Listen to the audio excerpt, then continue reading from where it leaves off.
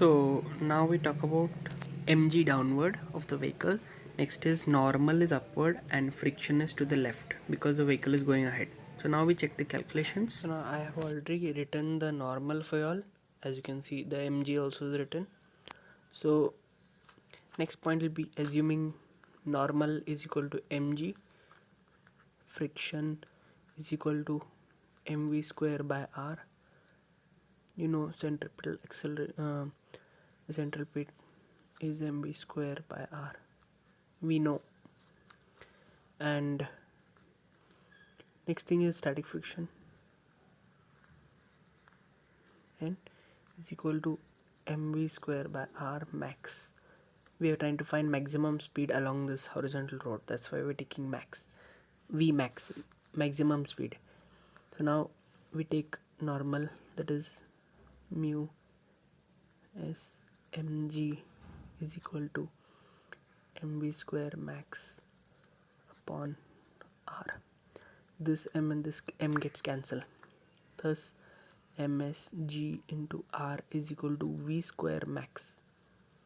Now therefore Vmax is equal to root mu s g r. Thus by rearranging we get mu s r g. This is your final answer for maximum speed. Next we talk about is well of death. This is a concept used for the motorcycle. If you all have attended a circus, you have seen at the last part of the circus the motorcycles go round and round in the cage that is known as the cage of death. So similarly this is well of death, as this is in circular. So the principle starts like this, that this is the vehicle moving round and round here. So as it's going, it's applying friction upward towards the wall. You know, in the circus they have the wall. I'll be providing the clip at the end of this video. So then next is the centripetal force is here in between, and this is mg downward of the vehicle. Now we assume ff is equal to mg. Its normal will be equal to centripetal force is equal to mv square by r. Okay, next is we know mg is greater than fs. Okay, so mg mu s n. So how does this happen? We know that mg is equal to ff. So then we took this as this. Instead of fs is smaller than or equal to mu sn, we took it as mg smaller than this.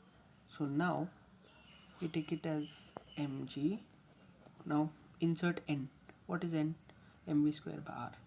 So mu s mv square by r. Then take this side, m and m gets cut, rg smaller than mu s v square. Next step is rg by mu s.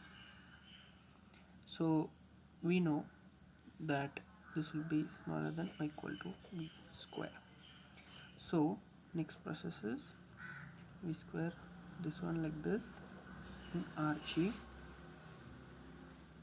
upon mu s. So eventually the answer will be equal to root rg by mu s. This will be v minimum. So if the motorcycle goes more faster than this speed, he will fall off the border or boundary.